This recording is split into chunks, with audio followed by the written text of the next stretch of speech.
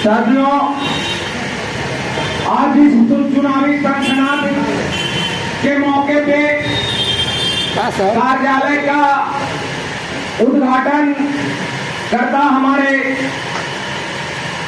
एक प्रतिभाशाली जो कि संघर्षशील समाजसेवी अलग पासवान जी, मीडिया जगत से आए हमारे अजीज मित्र पत्रकार एवं छायाकार मित्रों, सभा में उपस्थित, एक चीज मैं कहना चाहूंगा, अगर मेरी आवाज बाहर जा रही है तो कृपया आप लोग आकर यहाँ बैठने का जगह है, दरी लगा हुआ है, आप लोग दरी पर आकर बैठ जाएं, क्योंकि चुनावी रणनीतियों में हम बाहर बैठे और मैं यहाँ बैठूं, विभाजन ही हमारी कमजोरी का वजह बन सकता है, एकता ही हमारा बल होता है। हम लोग एकत्रित होकर बात सुने, सलाह दें और उसे अमल में लाने का काम करेंगे। तो साथियों, हमारे आज के इस सभा का अध्यक्षता कर रहे तेजस्वी साथी, एक प्रबुद्ध शिक्षाविद, संघर्षशील और इस ब्लॉक में पंचायत समिति का भी प्रतिनिधित्व कर चुके और VIP का प्रखंड अध्यक्ष भी हैं हमारे साथी विनोद जी साथ में बैठे, आपके शिवाधार जी, लोहड़ी जी, वरिष्ठ साथी उदय जी, आपके बिगन जी, वैद्यनाथ बाबू इधर बैठे हैं, कम्युनिस्ट पार्टी के विजय जी, बानेश्वर सिंह जी, हमारे संघर्षशील साथी, एक काफी जोश खरोश के साथ काम करने वाले नागमणि जी, हमारे अभिभावक, हमारे बड़े गार्जियन तुल्य गिरजा चाचा जी, साथ में बैठे राष्ट्रीय जनता दल के वरिष्ठ नेता, राज्य स्तर में काम करने वाले रामेश्वर चौधरी जी, रोहन जी, उपस्थित तमाम मित्रों, बाहर बैठे हमारे क्रांतिकारी साथियों, नौजवानों को हम अपना स्नेह प्यार देता हूं और बुजुर्गों को प्रणाम आदाब सलाम करता हूं। मित्रों, साथियों, हमारे प्रमुख साथियों ने इस चुनाव के माहौल में कई सारे बातें कहने का काम किया। मैं ज्यादा वक्त नहीं लेकर 2-4 बातें कहने का काम करूंगा। हमारे राय देना चाहता, हम चुनावी रंग में जब चुनाव हम लड़ने जा रहे हैं, हमारे विपक्ष में खड़ा ये मेरी आवाज भी उनके कानों तक जा सकता है।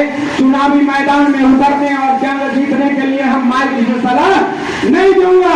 इसके लिए सलाह अगर बैठ के अगर मैं रूम में बैठकर बातें होंगी, रणनीति वहां पर तय करूंगा। मेरे मित्रों, हम माइक से ये बातें नहीं कह सकते कि हम चुनाव कैसे जीतेंगे और उसे कैसे पराजित करूंगा। दूसरी बात यह मैं कहना चाहूंगा जरूर कि ये जो चुनाव का जो वक्त 5 साल के बीच में आपके बीच में आया, निश्चित रूप से बाबा साहब अम्बेडकर और संविधान ने हमें जो दिया है, ये वोट का अधिकार, एक वोट का जो हमें अधिकार दिया है, उस अधिकार को समझने का काम करना। में मित्रों, ये तो ठीकने नहीं देना, इसे थूकने नहीं देना। मैं हमेशा कहता हूँ, वोट और बेटियां दोनों एक समान होती है।